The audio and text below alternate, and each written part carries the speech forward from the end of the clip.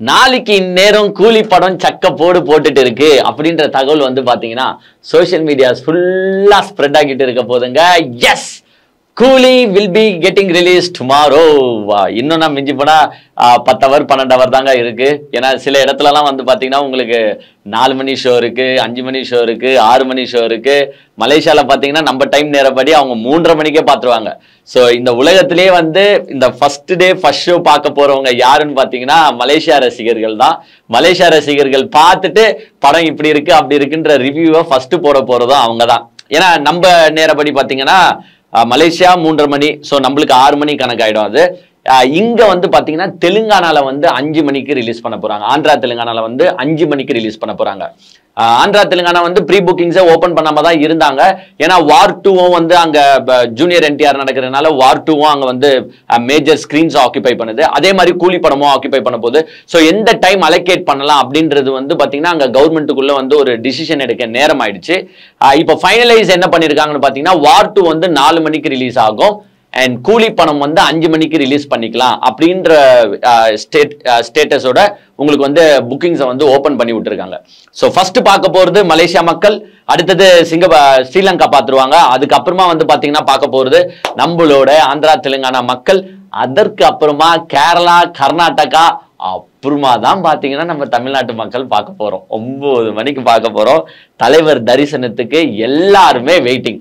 இப்ப மிகப்பெரிய பிரச்சனையா என்ன ட்ரெண்ட் ஆகிட்டு இருக்குன்னு பாத்தீங்கன்னா டிக்கெட் கிடைக்கல. இன்னைக்கு கூட நியூஸ் சேனல் எடுத்து பாத்தீங்கன்னா நம்ம வந்து பாக்குறோம் பல தியேட்டர்ஸ்ல வந்து பாத்தீங்கன்னா ரசிகர்கள் போய் சண்டை போட்டுட்டு இருக்காங்க. ஏங்க டிக்கெட் இல்லைன்றீங்க, டிக்கெட் புக் ஆயிடுச்சுன்றீங்க, போய் சொல்றீங்களா, உண்மை சொல்றீங்களா, யாருக்கு தான் டிக்கெட்டை கொடுத்தீங்க, இல்ல நீங்க எடுத்து பிளாக்ல விற்க போறீங்களா, இப்படின்னு வந்து பாத்தீங்கன்னா பல திரையரங்குகள்ல பிரச்சனை நடந்துட்டு இருக்கிறது நம்ம நியூஸ் சேனல்ல பார்த்தோம். ஃபர்ஸ்ட் டே ஃபர்ஸ்ட் ஷோ வந்து பாத்தீங்கன்னா கம்ப்ளீட்டா தியேட்டர்ஸ்க்கும் வந்து கொஞ்சம் ப்ரெஷர்ஸ் இருக்குங்க. ஏன்னா பெரிய ஆட்கள் கேட்டிருப்பாங்க. ஸோ அவங்களுக்குலாம் அவங்க டிஸ்ட்ரிபியூட் பண்ண வேண்டிய ஒரு நிலைமை ஏற்படும். ஸோ அவங்களே லாட்டா எடுத்து வச்சுக்கிட்டாங்களா என்னன்னு தெரியல. பாதி பேருக்கு இந்த ஃபர்ஸ்ட் டே ஃபர்ஸ்ட் ஷோக்கான டிக்கெட் கிடைக்கவில்லை. ரசிகர்களே வந்து ஏமாற்றத்துல தான் இருக்கிறாங்க. ஏன்னா என்னடா ஃபர்ஸ்ட் டே ஃபர்ஸ்ட் ஷோ, என்னடா இருக்கு அந்த ஃபர்ஸ்ட் டே ஃபர்ஸ்ட் ஷோல இருந்து நீங்க கேட்பீங்க. உங்க கேள்வி நியாயம் தான். எப்ப பார்த்தாலும் படம் தானடா, ஏன்டா 9 மணிக்கு பாக்குறத உங்களுக்கு 12:30 மணிக்கு பார்த்தா என்னடான்னு கேட்பீங்க. பட் என்னன்னா அந்த 9 மணிக்கு பாக்குறது இருக்கு பாருங்க, அந்த ஃபர்ஸ்ட் டே ஃபர்ஸ்ட் ஷோ பாக்குறது இருக்கு பாருங்க, அது வந்து ஒரு தனி ஃபீலுங்க. இப்போ நீங்க வந்து செகண்ட் ஷோ பாத்தீங்கன்னு வச்சுங்களேன், எப்படி இருந்தாலும் அந்த படத்தோட சின்ன பிட்டு லீக் அவுட் ஆயிடும். சின்ன பிட்டு நீங்க பாத்துருவீங்க. இல்ல உங்க ஃப்ரெண்ட்ஸ் என்ன பண்ணுவாங்கன்னா இந்த ஃபர்ஸ்ட் டே ஃபர்ஸ்ட் ஷோவை பார்த்துட்டு உங்ககிட்ட வந்து கதையை சொல்லிடுவாங்க. டே இன்டர்வெல்ல தலை இப்படி வருவார் பாடுறா, தலைவர் செமையா இருக்கும்டா, அங்க ஒரு பினிஷிங் டச் இருக்கு பாடுறா, அதுதான்டா கெத்து, அப்படி இப்படின்ட்டு கதையில எதனா ஒன்னத்தை வந்து உங்ககிட்ட சொல்லிடுவாங்க. சோ நீங்க செகண்ட் ஷோ பார்க்கும் போது அதோட ஆர்வம் இருக்காது. ஏன்னா உங்களுக்கே தெரியும் டே இதுதான் நடக்க போகுதுன்னு. சோ அந்த ஃபர்ஸ்ட் டே ஃபர்ஸ்ட் ஷோன்றது என்னன்னா ஒரு சஸ்பென்ஸோட ஒரு தலைவரை ரொம்ப நாள் கழிச்சு நீங்க பார்க்க போறீங்க. நெக்ஸ்ட் என்ன நடக்க போகுதுன்றது உங்களுக்கே தெரியாது. ஏன்னா நீங்க பார்த்துருக்க மாட்டீங்க. பட் இப்பவே நம்ம ஆல்ரெடி லேட்டு தான். 9 மணிக்கு பாக்குற நம்மளே லேட்டு தான். ஏன்னா இதுக்கு முன்னாடியே வந்து நிறைய பேர் பார்த்துறதுனால, நிறைய ஸ்டேட்ஸும் பார்த்துரும், நிறைய கண்ட்ரிஸும் பார்த்துறதுனால நம்மளுக்கு கொஞ்சம் காதுல வந்துடும். நீங்க போகும்போதே ட்விட்டர்லயோ இன்ஸ்டாகிராம்லயோ போட்டீங்கன்னா அதுக்குன்னே ரிவ்யூஸ் வந்துடும். பட் இருந்தாலும் இங்க வந்து ரசிகர்களோட நம்ம பார்க்க போறோம். அந்த ஃபர்ஸ்ட் டே ஃபர்ஸ்ட் ஷோன்றது அந்த ஃபேன்ஸோட வைப், ஃபேன்ஸோட என்ஜாய்மெண்ட், அங்க நடக்கிற குதூகலங்கள், சந்தோஷங்கள், அதெல்லாம் பாக்குறது தான் இந்த ஃபர்ஸ்ட் டே ஃபர்ஸ்ட் ஷோக்கு வந்து பாத்தீங்கன்னா உங்களுக்கு டிக்கெட்ஸோட பிரைஸ் வந்து ஏன் ஒரு 10 மடங்கு 15 மடங்கு ஜாஸ்தியா போகுதுன்னு சொல்லலாம். 200 ரூபாய் டிக்கெட்டு இப்ப என்ன சொல்றாங்கன்னு பாத்தீங்கன்னா 3000 ரூபாய், 5000 ரூபாய், 4000 ரூபாய்க்கு போயிடுதுங்க. சில தேட்டர்ஸ்ல தான். உங்களுக்கு மால்ஸ்ல பார்த்தா அப்படி விற்பாங்களான்னா விற்க மாட்டாங்க. சில தேட்டர்ஸ் இருக்கு பாருங்க, கொஞ்சம் அந்த ஃபேன்ஸ் வைபோட என்ஜாய் பண்ற தேட்டர்ஸ். அந்த தேட்டர் உதாரணத்துக்கு நீங்க சொல்லலாம் கோயம்பேடு ரோகிணி சொல்லலாம். நான் சென்னை சைட்ல சொல்றேன். கோயம்பேடு ரோகிணி சொல்லலாம், கமலா தேட்டர் சொல்லலாம், காசி தேட்டர் சொல்லலாம். இதெல்லாம் வந்து ஃபேன்ஸ் வைபோட ஒரு கொண்டாட்டமான ஒரு நிகழ்ச்சியா ஏற்படுத்தியிருப்பாங்க. ஸோ இங்கெல்லாம் பாத்தீங்கன்னா உங்களுக்கு டிக்கெட்ஸ் விலை ஜாஸ்தியா போகுது, இங்க கிடைக்கவும் மாட்டுது. ஏன்னா அந்த ஃபர்ஸ்ட் டே ஃபர்ஸ்ட் ஷோக்கு சண்டை போறாங்கன்னா அந்த என்ஜாய்மெண்ட்டோட பாக்குறதுக்கு, ஒரு சஸ்பென்ஸோட பாக்குறதுக்கு தான். ஸோ இதனாலதான் எல்லாருமே அந்த ஃபர்ஸ்ட் டே ஃபர்ஸ்ட் ஷோக்கு அடிச்சிட்டாங்களே தவிர்த்து மற்றபடி ஃபேமிலிஸ்லாம் யோசிப்பாங்க ஏன்ப்பா சண்டை போட்டுருக்கீங்க, செகண்ட் ஷோ பாருங்கப்பா அப்படின்னு. என்ன இருந்தாலும் கதையை சொல்லிடுவாங்க, காதுல கேட்டுருவோம். அதனாலதான் செகண்ட் ஷோவை லைக் பண்ண மாட்டோம். பட் உங்களுக்கே நல்லா தெரியும் 4 நாள் கிட்டத்தட்ட 5 நாளுக்கு வந்து பாத்தீங்கன்னா ஹவுஸ்ஃபுல் ஆயிடுச்சுங்க. ஃபுல்லா தமிழ்நாட்டில் கம்ப்ளீட்லி 5 டேஸ்க்கு வந்து ஹவுஸ்ஃபுல் ஷோஸோட ஓட போகுது. தமிழ் சினிமா வரலாற்றிலே ஒரு 2 நாள் 3 நாள் ஃபுல்லாகி இருக்கு படங்கள். பட் 5 நாள் 6 நாள் கிட்ட ஃபுல்லான ஒரே படம் பார்த்தீங்கன்னா கூலி. ஒரு ரெக்கார்டா உடைச்சிட்டு இருக்குங்க நம்ம கூலி. நிறைய ரெக்கார்ட் நம்ம ஆல்ரெடி நிறைய வீடியோஸ்ல பார்த்தோம். இப்போ என்ன புது சாதனை பண்ணியிருக்கு பார்த்தீங்கன்னா, ப்ரீ சேல்ஸ்லேயே ப்ரீ புக்கிங்ஸ்லேயே கிட்டத்தட்ட 1.5 மில்லியன் டிக்கெட் சோல்ட் அவுட் ஆகிருக்கு ப்ரீ புக்கிங்ஸ்லேயே. ஸோ இதுவே வந்து ஒரு புது சாதனை. யாருமே இந்த 1.5 மில்லியன் டிக்கெட்ஸ்லாம் வந்து அச்சீவ் பண்ணதே கிடையாது. நீங்க ஆல்ரெடி பார்த்தோம், நம்ம நார்த் அமெரிக்காலேயே வந்து பார்த்தீங்கன்னா சினிமா வரலாற்றிலேயே ஒரு தமிழ் படம் $2 மில்லியன் வசூலை வந்து அதை ப்ரீ சேல்ஸ்லேயே கிராஸ் பண்ணுதுன்னா அது தலைவரோட கூலி படம் மட்டும்தான். எல்லா இடத்துலயும் பகிரங்கமா வந்து இந்த படத்தோட ஆதரவு பெருகிட்டே போகுது. ஸோ இன்னும் ஒரு நாள் தான் இருக்கு. அந்த ஃபர்ஸ்ட் டே ஃபர்ஸ்ட் ஷோ வந்து பார்த்துட்டு ரசிகர்கள் எல்லாம் ஒரு நாளைக்கு வந்து அது ஒரு செலிப்ரேஷன் மோடு, செலிப்ரேட் வைப். ஒரு 74 மனுஷனுக்கு அவரு இந்த வயசுலயும் கஷ்டப்பட்டு உழைச்சிட்டு இருக்காரு. இந்த வயசுல ரசிகர்களுக்காக எங்க அவர்கிட்ட இல்லாத பணம் கிடையாதுங்க. அவர் நினைச்சா எப்பா என் பாடி டயர்டா இருக்கு, நான் போய் உக்காந்துக்கிறேன், என்கிட்ட எவ்வளவோ கோடி பணம் இருக்கு, இதோட நான் ஜாலியா என்ஜாய் பண்ணிட்டு போறேன்னு சொல்லலாம். பட் எதுக்கு நடிக்கிறாருன்னா தனக்கான ரசிகர்கள் இருக்கிறான். அவன் வந்து நம்மள தெய்வம்னு பார்த்தவன், அவன் வந்து நம்மள ரசிச்சவன், அவனை வந்து நம்ம விட்டுறக்கூடாது. ஸோ நம்ம உடம்புல லாஸ்ட் வரைக்கும் அந்த கெப்பாசிட்டி இருக்கிற வரைக்கும் நம்ம நடிச்சு அவனை சந்தோஷப்படுத்திட்டு போனோம். அவருக்கு ஒன்றும் இப்போ நீங்க தர 200-250 கோடி ஒன்றும் அவருக்கு பெரிய வித்தியாசத்தை ஏற்படுத்த போறது கிடையாது. ஏன்னா அங்க ஆல்ரெடி நிறைய பணம் இருக்கு. பட் ஏன் நடிக்கிறாங்கன்னா அந்த ரசிகர்களுக்காக நடிக்கிறாரு. அதுதான் தலைவர். இப்போ வந்து பாத்தீங்கன்னா ஆடியோ லான்ச்ல வந்து அவர் பேசின ஒரு விஷயத்த சில தற்குறிகள் எடுத்து போட்டுட்டு, என்ன தலைவர் வந்து பாடி ஷேமிங் பண்றாரு, எப்படி வந்து ஷௌபினை வந்து அவர் கலாய்க்கலாம் அப்படின்றானுங்க. டே அறிவு கெட்ட ஜன்மங்களா, ஃபுல் வீடியோ பாருங்கடா.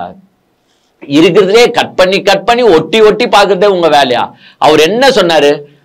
டிரெக்டர் சார் வந்து இவர் நடிக்க போறாருன்னு உடனே நான் பார்த்துட்டு கேட்டேன், என்ன இவரு பேல்டு ஹெட்டா இருக்கிறாரு, இவர் எப்படி நடிப்பாரு, செட் ஆவாரா அப்படின்ற விதத்துல நான் கேட்டேன். ஷார்ட்டா வேற இருக்காரு அப்படின்ற விதத்துல நான் கேட்டேன். பட் அவர் லேப்டாப்ல எடுத்துட்டு வந்து என்கிட்ட காட்டினாரு. சார் ஷௌபின் நடிச்சிருக்கிற ஒரு 2 சீன் பாருங்கன்னும் போது நான் அப்படியே ஸ்டன் ஆயிட்டேன். What a man he is, what a talented actor he is. புரியுதா?